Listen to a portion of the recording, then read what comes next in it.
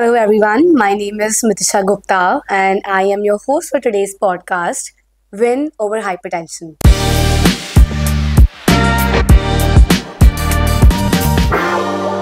Where you can learn how to take care of your blood pressure through exclusive insights and practical advice. Today, we're talking all things about hypertension. Why is it caused, how it matters, and most importantly, how to take care of it effectively. Hello, doctor. It's my honor to have you on this podcast today. Hello, Andy. నేను మీ doctor Swapna Shri MD General Medicine from Swapna Hospitals, Bharati Nagar, Vijayawada. So, doctor, by now we all know what hypertension is. But can you please elaborate on it? I mean, why is it so important for us to take care of ourselves even when we feel fine? Why is it so often called the silent killer? What makes it so dangerous over time? బీపీని silent killer ఎందుకు అంటాము అంటే అది నెమ్మదిగా పెరుగుతుంది. ఎక్కువ మందిలో అది నెమ్మదిగా పెరిగినప్పుడు బ్లడ్ వెజల్స్ లోపల డ్యామేజెస్ చేసుకుంటూ వెళ్తుంది ఎక్కువ కాలం పాటు. అప్పుడు బ్రెయిన్కి వెళ్ళే వెజల్స్, హార్ట్కి వెళ్ళే వెజల్స్, కిడ్నీకి వెళ్ళే వెజల్స్, లేదా కాళ్ళు చేతులకి వెళ్ళే వెజల్స్ ఇవన్నీ కూడా లోపల డ్యామేజ్ అయ్యి బ్లడ్ సప్లై తేడా వచ్చి ఓవర్ లాంగ్ టైం చెడిపోతాయి.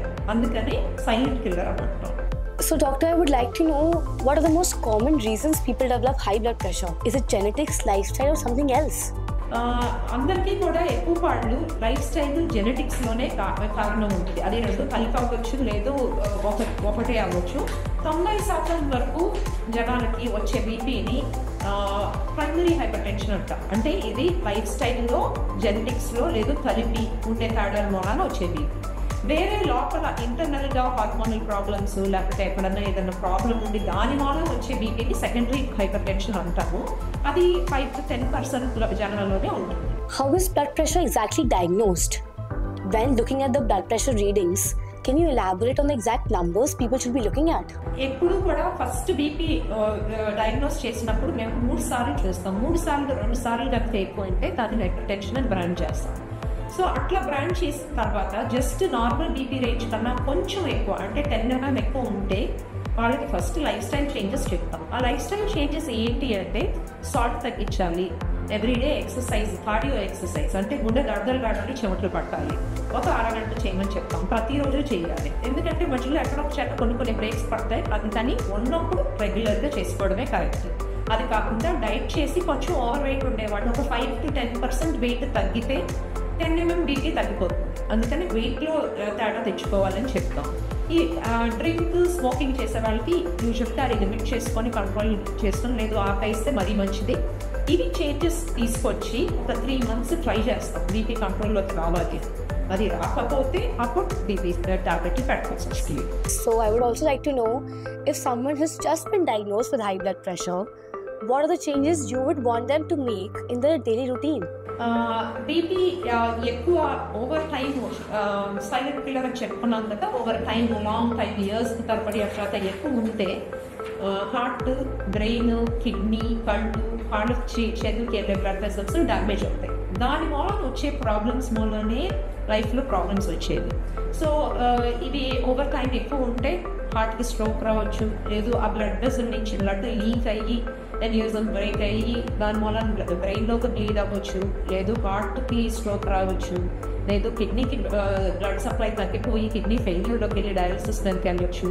కళ్ళు డ్యామేజ్ అయితే బ్లడ్ వెజల్స్, కళ్ళకి వెళ్ళి బ్లడ్ వెజల్స్ డ్యామేజ్ అయితే కళ్ళు డ్యామేజ్ అయ్యి చూపు నమ్మకించుకోవచ్చు, లేదు కాళ్ళకి చేతులకి వెళ్ళి బ్లడ్ వెజల్స్ సన్నబడిపోతే కాళ్ళు చేతులు తిమ్మెలు, మంటలు, నడవలేకపోవడం ఇట్లాంటివన్నీ జరగవచ్చు.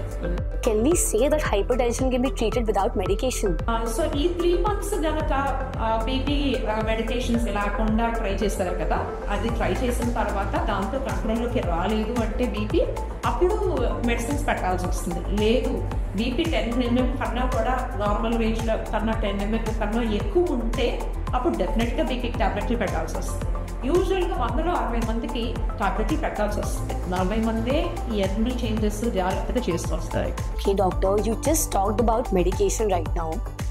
So I would like to know what are the most common side effects that people should look out for while taking medications for hypertension. So దీనికి మాకు ఒక ఈజీ మెథడ్ ఉంటుంది, ABCD అని. అదేంటి ఏ అంటే అది ఒక type of medication, alpha blocker అని. అది పెట్టినప్పుడు యూజువల్గా పడుకొని లేచేటప్పుడు బీపీ సడన్ గా డ్రాప్ అవడం వల్ల కళ్ళు తిరుగుతాయి. బిఎన్పి బీటా బ్లాకర్ దీని వలన హార్ట్ రేట్ ఎక్కువ డ్రాప్ అయిపోతుంది. సో హార్ట్ రేట్ డ్రాప్ అయిపోవడం వలన మళ్ళీ కళ్ళు తిరగవచ్చు, లేదా నీరసం అనిపించవచ్చు, ఇట్లాంటివి జరగవచ్చు. సి అంటే మోస్ట్ కామన్ గా వాడతాం కాల్షియం ఛానల్ బ్లాకర్స్ అని. వీటి వల్ల కాళ్ళ బాబులు వస్తాయి. అదే మోస్ట్ కామన్ సైడ్ ఎఫెక్ట్ దానికి. అది హామ్ కాదు, బీపీ టాబ్లెట్ ఆపిన వెంటనే ఆగిపోతాయి. కాకపోతే one of the best medicines అది. అండ్ యాంటీ డయాబెటిక్స్ అంటే సాల్ట్ మనం ఏదైతే తింటామో అది యూరిన్ నుంచి బయటకి వెళ్ళిపోయేటట్టు చేస్తుంది. సో దాని మూలాన వచ్చేది నీరసం అట్లాంటివి రావచ్చు. సోడియం తగ్గొచ్చు, పొటాషియం తగ్గొచ్చు. సో వాటి మూలాన నీరసం రావచ్చు. ఇది కామన్గా ఉండే side. Okay, I have a question related to that only. Let's assume that somebody's blood pressure is coming under control. Can they come off medication or is it a lifetime commitment? BP అనేది మనకి problem create చేస్తున్నప్పుడే మనం medicines వాడతాం. So BP అనేది life style changes ఇవన్నీ నేను ఇందాక చెప్పిన ఇవన్నీ కూడా చేంజెస్ తీసుకొచ్చి కంట్రోల్లో ఎవరికి వాళ్ళు పెట్టుకుంటే బీపీ టాబ్లెట్ మనం కూడా తగ్గించి ఆపేసుకోవచ్చు. లేదు ఇలాంటివన్నీ చేయలేదు అంటే మటుకు బీపీ టాబ్లెట్ లైఫ్ లాంగ్ తీసుకోవాలి. ఎందుకంటే అది ఆపితే మళ్ళీ లైఫ్ స్టైల్లో ఏమి చేంజెస్ చేయకుండా ఉంటే మళ్ళీ పెరుగుతుంది, మళ్ళీ డ్యామేజెస్ చేయవచ్చు. అందుకని మనం జాగ్రత్తగా ఉంటే బీపీ టాబ్లెట్ ఆపలేదు, జాగ్రత్తగా లేకపోతే కావాలి. బీపీ నార్మల్గా ఉండాలి. ఆ నార్మల్గా ఉండడం కోసం మనం జాగ్రత్త పడాలి, లేదంటే బీపీ టాబ్లెట్ వాడాలి. Okay, when you say reassess regularly, how often people should check their blood pressure and what's the best way to do it right? BP మేము యూజువల్గా ఏం సజెస్ట్ చేస్తామంటే బీపీ నెలకు ఒకసారి డాక్టర్ దగ్గరికి రండి. అది చూసుకొని చెక్ చేసుకొని అన్ని నార్మల్గా ఉన్నాయి లేదా చూసుకుంటాము. అండ్ అవసరమైతే ఇయర్లీ ఒక బ్లడ్ టెస్ట్లు అలాంటివి ఉంటాయి, ఈసీజీ, హార్ట్ బ్లడ్ టెస్ట్ అలాంటివి. అది కాకుండా బీపీ మనం ఉంది అని చెప్పిన వెంటనే ఇంటి దగ్గర morning, afternoon and night BP check చేసుకోమంటాము టాబ్లెట్ పెట్టిన వెంటనే. అంటే అది ట్రెండ్ ఎట్లా ఉంది, బీపీ టాబ్లెట్ పెట్టినాక అది పనిచేస్తుందా లేదా అని చూసుకోవడానికి ఫస్ట్ 1 వీక్ అట్లాగా 3 పూటలు చెక్ చేస్తారు.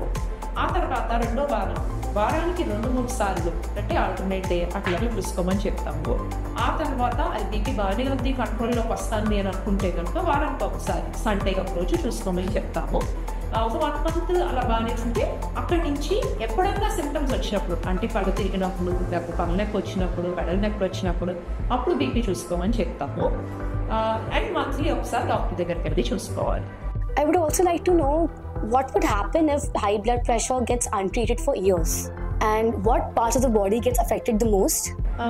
బీపీ ఎక్కువ ఓవర్ టైం సైలెంట్ కిల్లర్ అని చెప్పుకున్నాం కదా, ఓవర్ టైం లాంగ్ 5 years తరబడి అట్లా ఎక్కువ ఉంటే హార్ట్, బ్రెయిన్, కిడ్నీ, కళ్ళు, కాళ్ళు చేతులకి వెళ్ళే బ్లడ్ వెసల్స్ డ్యామేజ్ అవుతాయి. దాని మూలన వచ్చే ప్రాబ్లమ్స్ మూలనే లైఫ్లో ప్రాబ్లమ్స్ వచ్చేది. సో ఇది ఓవర్ టైం ఎక్కువ ఉంటే హార్ట్కి స్ట్రోక్ రావచ్చు, లేదు ఆ బ్లడ్ వెసల్ నుంచి బ్లడ్ లీక్ అయ్యి న్యూజల్ బ్రేక్ అయ్యి దాని మూలన బ్రెయిన్లోకి బ్లీడ్ అవ్వచ్చు, లేదు హార్ట్కి స్ట్రోక్ రావచ్చు, లేదు కిడ్నీకి బ్లడ్ సప్లై తగ్గిపోయి కిడ్నీ ఫెయిల్యూర్లోకి వెళ్ళి డయాలిసిస్ దానికి వెళ్ళవచ్చు. కళ్ళు డ్యామేజ్ అయితే బ్లడ్ వెజల్స్, కళ్ళకి వెళ్ళి బ్లడ్ వెజల్స్ డ్యామేజ్ అయితే కళ్ళు డ్యామేజ్ అయ్యి చూపు దొంగకించుకోవచ్చు, లేదు కాళ్ళకి చేతులకి వెళ్ళి బ్లడ్ వెజల్స్ సన్నబడిపోతే కాళ్ళు చేతులు తిరిగినట్టు మంటలు, నడవలేకపోవడం ఇట్లాంటివన్నీ జరగచ్చు. So this marks the end of our podcast, Win Over Hypertension. I would like to say a huge thank you to the doctor for sharing such valuable insights to us. Remember, hypertension isn't just a number, it's a signal. And with right knowledge and action, it's absolutely preventable. If you found this episode helpful, do not forget to like, share and subscribe and share your valuable insights with us. Always remember, stay informed, stay proactive and most importantly, stay healthy. This is Mitisha Gupta signing off from this podcast, Win Over Hypertension.